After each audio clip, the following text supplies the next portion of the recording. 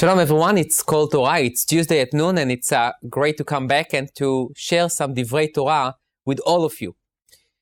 Today I would like to focus on a verse, on a pasuk that seems to be very simple, very basic, that not too much to talk about. But I would like to focus on one word in that pasuk, in that verse, and to really try to expand on it and to try to send an educational message that will relate to ourselves, to our children, to our families, and to our Jewish experience. The Torah says that Hashem said to Moshe that he should go to Pharaoh and he should tell Pharaoh, and there is a little bit of a dispute between the commentaries what exactly he needs to tell Pharaoh. But 2 verses later it says, "Leman tesaper beoznei vincha uven bincha et asher it'alalti b'Mitzrayim." I'm doing all of it, says Hashem to Moshe, all the 10 plagues, all the miracles, everything.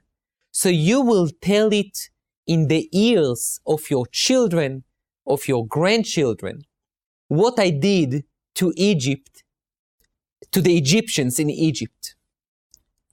And the word that I would like to focus on today is be'oznei, in the ears of your children and grandchildren.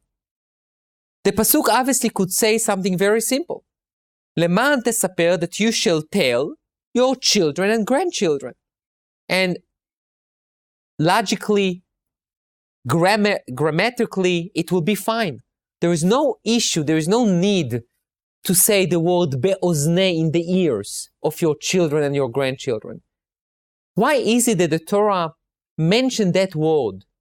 That it's not only that you shall tell your children and your grandchildren, but rather, it should say, just you should tell your children and your grandchildren, nothing to do with your ears. The answer that I would like to suggest to you is the following. The word be'oznei, in the ears of your children and grandchildren, I think shows and reflects intimacy.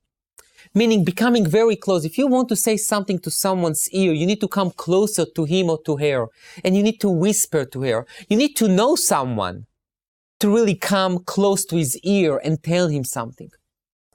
You can't do it from a distance. You can't just try to whisper like that. You need to say something nicely in someone's ear.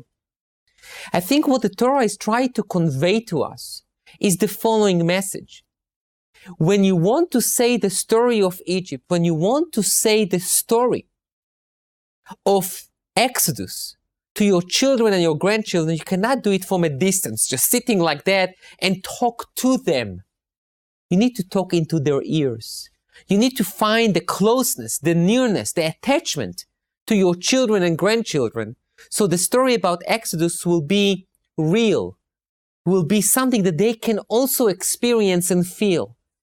You need to create this close net of relationship between you, your children, and your grandchildren. So I think the one word in the Torah sends us a tremendous message. The story of Exodus is not a story from a distance. It's not a story that you are removed from it, but rather it's a story of closeness. It's a story about closeness between God and us, between us as people, and between us and our families. Thank you.